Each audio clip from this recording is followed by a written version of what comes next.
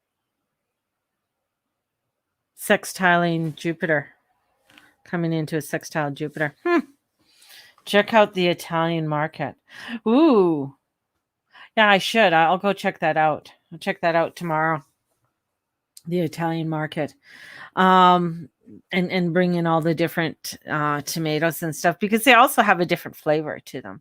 It's like salts, like the different flavored of salts. Like if you have a nice black salt, which isn't as salty as a white salt, and then you can have the different combination of salts, and adding the different flavors onto your fish or onto eggs or different dishes that you're creating. So all the different fun things to do. I mean, so it's really cool when you start to bring in different flavors of food or vegetables. And same with purple carrots. The Italian market is dangerous. Yeah, it is very dangerous because they have really good desserts there too. So, and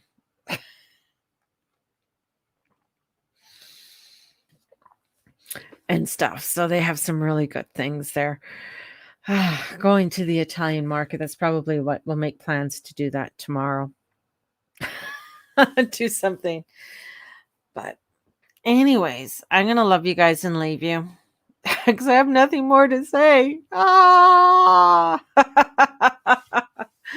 It's just one of those kind of days, you know. It's a little Italy. I was watching I have nothing to say, and then I was watching a show on YouTube where she bought in Tuscany, and she bought a home in Tuscany, and she's redoing it to make it into an Airbnb. And how she went through to buy her place in Tuscany, so which is quite cool. And the little tiny and the renovations that she's doing aren't huge major renovations, but they're quite cute renovations. And she has a beautiful terrace, and the terrace has you can see the church towers, and then the beautiful mountains and a few of the other homes that are around, right? Nothing to say, I know. So well, I love to watch, or even watching at the chateaus, people with the chateaus and stuff like that. Oh, the lady with the blonde hair. Yes, she is Lady Mapperton.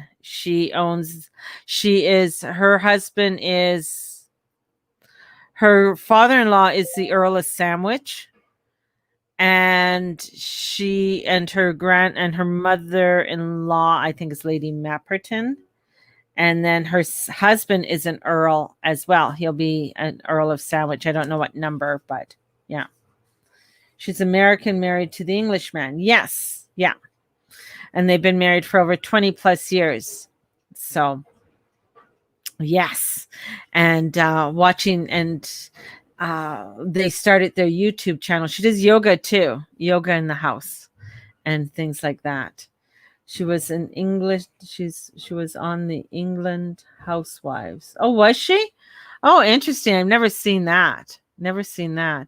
She's got quite a presence. Like she's, in doing her show. So, and putting that out and doing yoga and stuff in the yard, and their YouTube channel and Patreon page. A lot of those places that have Patreon pages, so that they can keep the repairs up of the chateau or the estate houses. So, oh, is she well known? I didn't know that. I just found that she's quite sweet, and I love her husband. The two of them don't seem to go together, but then they do. So, but with all the lockdowns and that they've had over there, have put a lot of stress on people financially also too. So it's and same with Chateau Diaries. I mean, she was on Home and Garden, I think, or something like that. And then her YouTube page took off. So, which is kind of cool.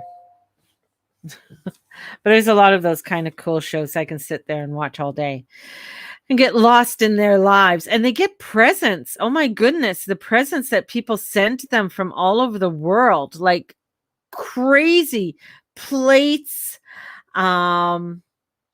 They get, what else do they, I mean, all kinds of things, not only plates, people make them blankets and sweaters, and they send them clothes, and they send them all types of food. And sometimes they're like months behind on opening up the presents because they like to do it on a Monday. This is but it's crazy the amount of gifts that people send them from all over the world.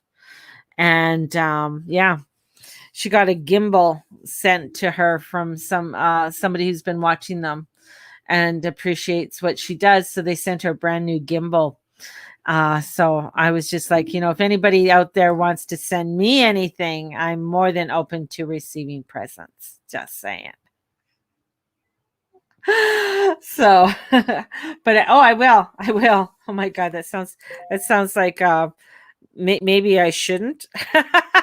I might get lost in Pistanio. So, oh yeah, it goes here, not there. All right. I will check her out. So guys, have a fabulous day today and enjoy. And we have that moon in Pisces, so it could be a little bit dreamy today with that, and then with Venus there, because she doesn't always want to do housework. So have a blessed one, everybody, and we will talk to you soon. Talk to you later. If you're interested in the meditation, get a hold of me. It starts next week. It's $25 for the whole month. And if you're wanting to buy any of the coaching packages, or if you know somebody who is looking for a coach, send them my way, and I'll get them going. All right. So have a blessed one, everybody. And may the Lord and the Lady watch over and bless each and every one of you. Thank you for making my day and having a conversation. Blessings, everybody. Bye-bye.